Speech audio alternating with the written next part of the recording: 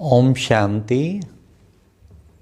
आज ये बहुत ही खुशी की बात है कि श्रीमद् भगवत गीता सप्ताह कोर्स के बाद और प्रश्नोत्तर के पश्चात आज अव्यक्त वाणी, इन अव्यक्त वाणियों को पढ़ पढ़ के कईयों ने इतनी ऊंची स्थिति बनाई है, इतनी ऊंची स्थिति बनाई है कि उनको बहुत अमूल्य प्राप्तियां हुई हैं।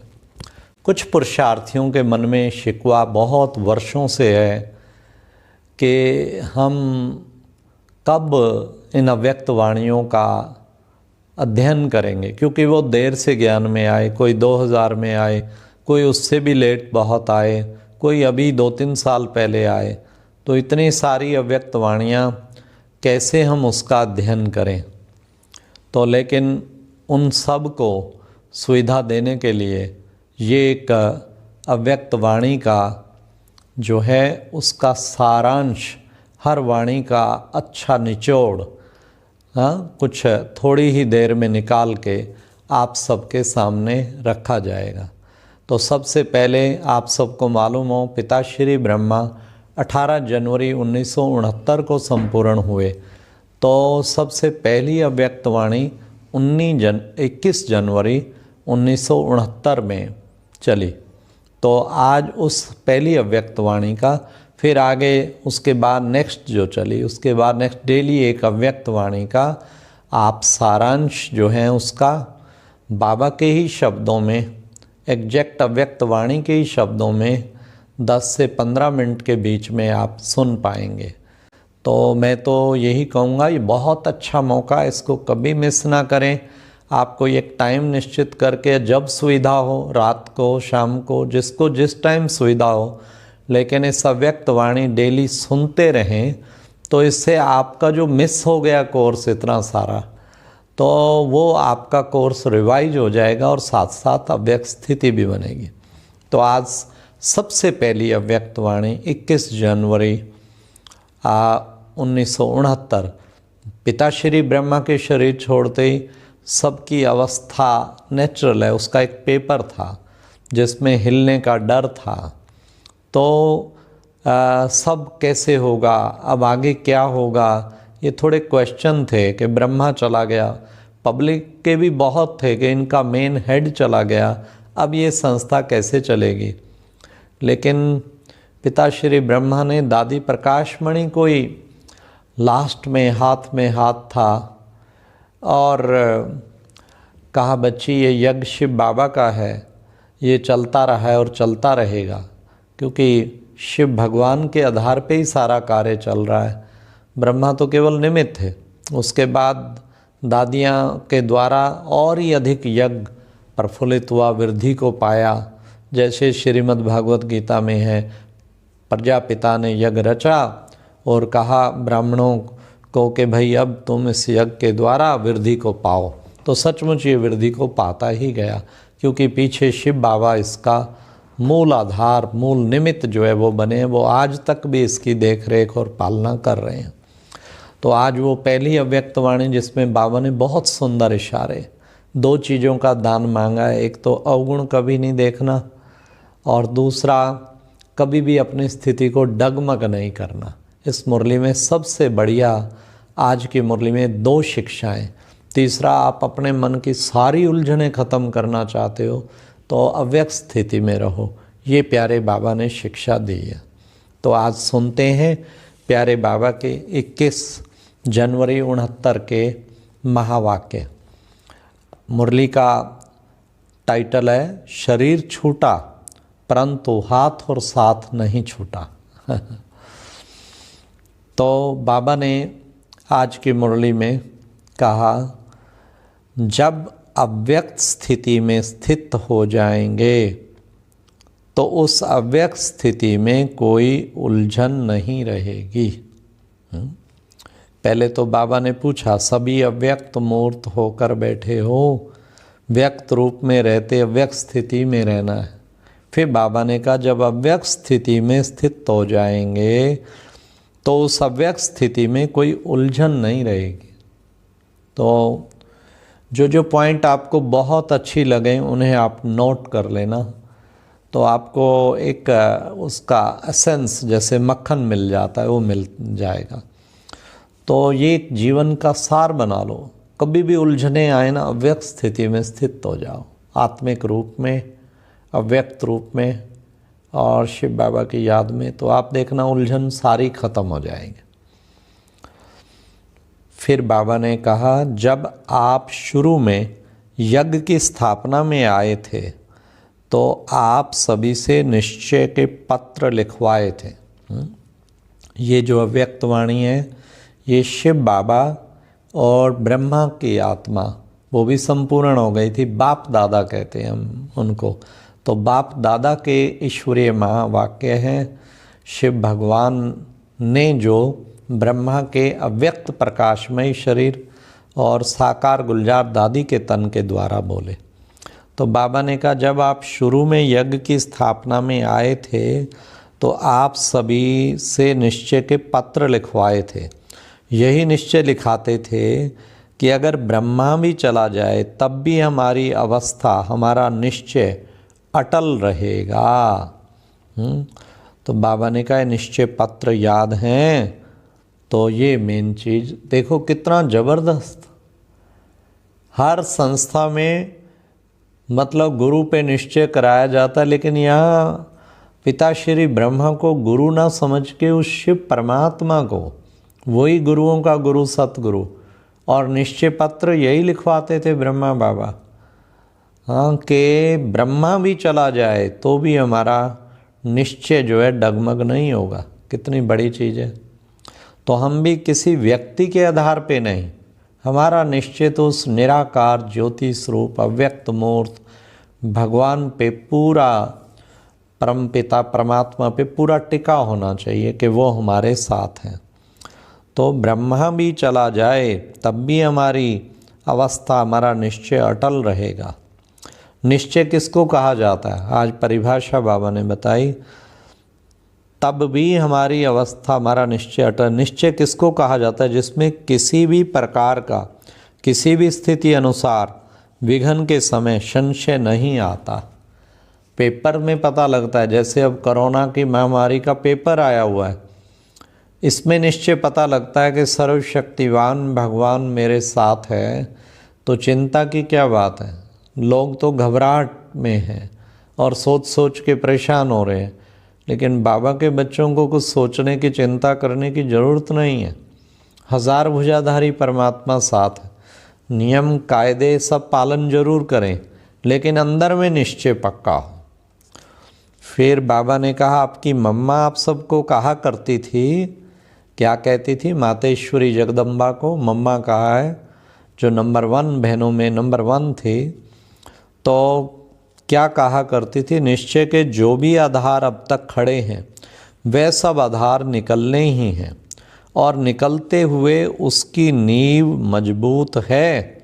हाँ, अगर नींव मजबूत नहीं तो आधार की आवश्यकता है। अब ये सबसे बड़ी मम्मा कहती थी, जिस जिस आधार पे आप खड़े हो ना, एक दिन वो आधार निकलने हैं। तो हम देखें किसी आधार पे तो नहीं, ना व्यक्ति के आधार पे, ना साधनों के आधार पे, ना किसी और चीज़ के आधार पे, अनुकूल परिस्थितियाँ उसके आधार पे भी नहीं, प्रतिकूल परिस्थितियाँ हो तब भी हमारी स्थिति पूरी अच्छी रहे। तो ये है निराधार स्थिति। फिर भी बाबा ने कहा, बाबा का आधार, संगठन का आधार, परिवार के नियमों का आधार नहीं छोड़ना। उनको तो नहीं छोड़ना है, वो तो धारण करना है।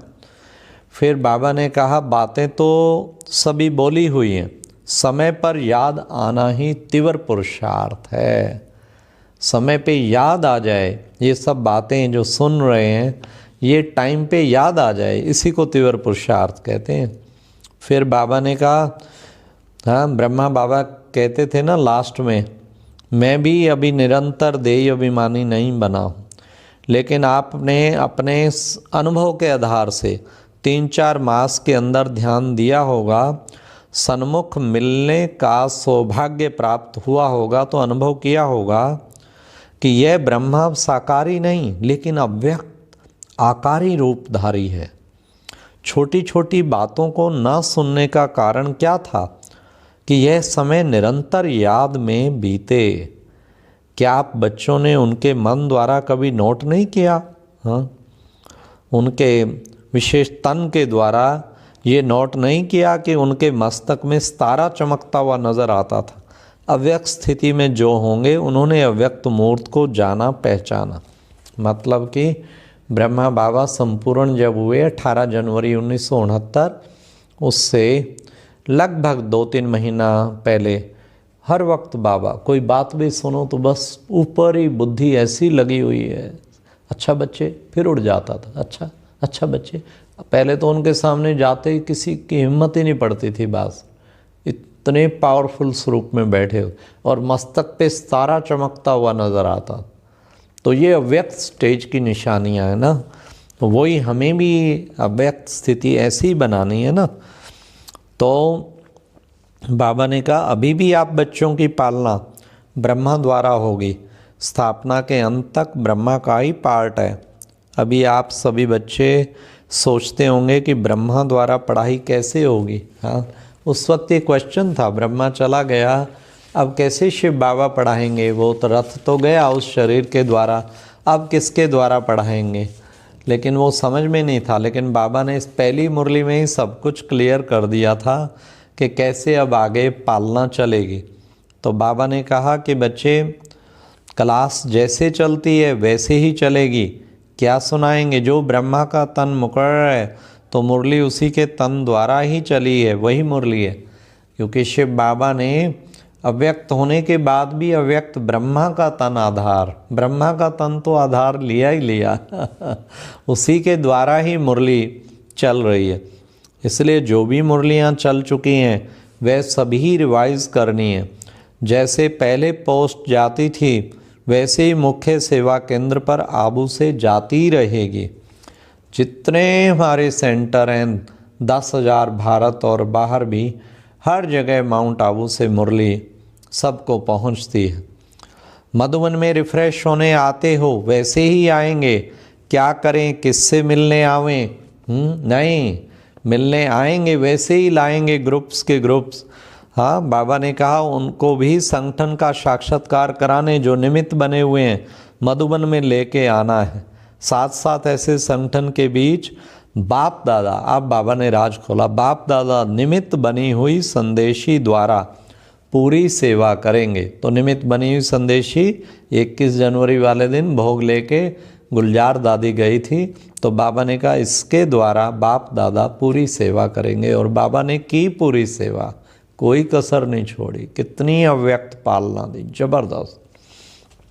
तो बाबा ने कहा हाँ, फिर लोग आप सोचते होंगे, लोग पूछेंगे आपका ब्रह्मा बाबा 100 वर्ष से पहले के चला गया, ये तो इसका उत्तर तो सहज है। 100 के नज़दीक ही तो आयु थी।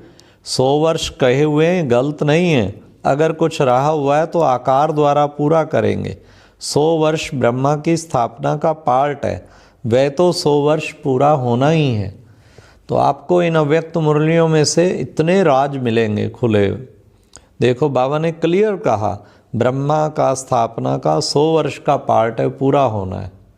तो ब्रह्मा का पार्ट शुरू, ब्रह्मा शुरू 1936, तो 2036 तक 100 वर्ष होते हैं। तो ये समझो वो स्थापना का पार्ट तो ब्रह्मा का चलना ही है, और चल रहा है, अभी अव्यक्त द्वारा चल रहा है, चल ही रहा है। तो जब तक वो नव विश्व की स्थापना हो तब तक स्थापना का ये पीरियड बाबा ने 100 वर्ष का बताया।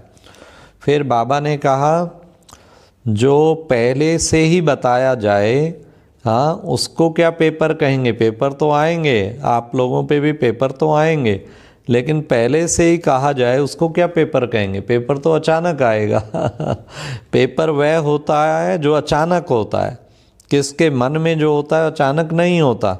तो बाबा ने कहा ये पेपर है। कहीं कहते हैं ना बताया क्यों नहीं, बाबा गया बताया क्यों नहीं, अचानक पेपर होगा। फिर बाबा ने एक और इशारा मुरली में किया, हर एक खुद को देखे और खुद में जो कमी हो उसको भरे। बस ये जीवन का कर लेना, रात को चार्ट लिखें, कोई कमी है, आज क्या गलती हुई, उसको मैंने कुछ हो जाए शिव बाबा मैंने सुधारना है, एक हैबिट बना लें। हाँ, हर मुरली से कुछ ना कुछ दृढ़ संकल्प जरूर है।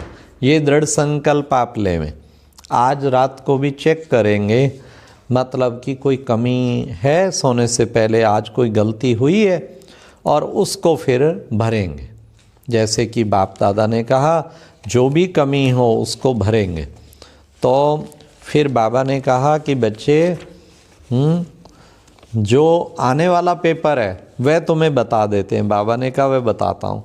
अब एक मत अंतर्मुख और अव्यक्त स्थिति में स्थित होकर संबंध में आओ। यही बाप दादा जो पेपर बता रहे हैं उसकी रिजल्ट देखेंगे। एक मत अंतर्मुख अव्यक्त स्थिति में स्थित होकर संबंध में आओ। फिर बाबा ने कहा एक मुख्य बात, आज से आपस में एक दो का अवगुण ना देखना, ना सुनना, ना चित्त पर रखना। अगर कोई बहन या भाई की कोई भी बात देखने में आए तो निमित्त बने हुए जो हैं उनके द्वारा उसको इशारा दिला सकते हो। तो बाबा ने विशेष ये 2 बातें लास्ट में कही। अब ऐसा समझो कि बाप रिटायर अवस्था में भी आपके साथ है। आप बच्चों को कार्य देकर देखते रहेंगे। शरीर छूटा है, परंतु बाबा ने वायदा किया, परंतु हाथ और साथ नहीं छूटा। तो बुद्धि का साथ हाथ नहीं छूटा, वह तो अविनाशी कायम रहेगा। यह 2 बातें जो सुनाई, एक डगमग नहीं होने का है और दूसरा अवगुण ना देखने का। ये दोनों दान देना है। तो ये बाबा ने कहा। और लास्ट में बाबा ने कहा ब्रह्मा बाबा के साथ तो स्नेह है। स्नेह की निशानी क्या है? स्नेह यह नहीं कि 2 आंसू बहा दिए, परंतु स्नेह ही उसको कहा जाता है जिस चीज़ से उसका स्नेह था उसका आपको भी हो। उसका स्नेह था सर्विस से, पिछाड़ी में भी सर्विस का सबूत दिया। स्नेह कहा जाता है सर्विस से प्यार, उसकी आज्ञाओं से प्यार। ये थी आज की अव्यक्त मुरली। अच्छा, ओम शांति। मीठे मीठे सिक्की लद्धे बच्चों प्रति माता पिता बाप दादा का याद प्यार और गुड मॉर्निंग। ओम शांति। मतलब ये 2 बातें पक्की आज की अव्यक्त मुरली आपकी स्थिति अव्यक्त बनाएगी, लेकिन साथ साथ इसका चार्ट रखें। पूरा दिन पक्का निश्चय करें मैंने अवगुण नहीं देखना, स्थिति कभी डगमग नहीं होने देनी, और सब उलझन खत्म करनी है तो अव्यक्त रहना है। और जो बाबा ने वायदा कराया एकमत अंतर्मुख अव्यक्त स्थिति। अच्छा, ओम शांति। कल फिर मिलेंगे नेक्स्ट मुरली से। सभी को प्रेरणा दें, खुद भी जरूर सुने ताकि आपका व्यक्त कोर्स पूरा कंप्लीट हो सके।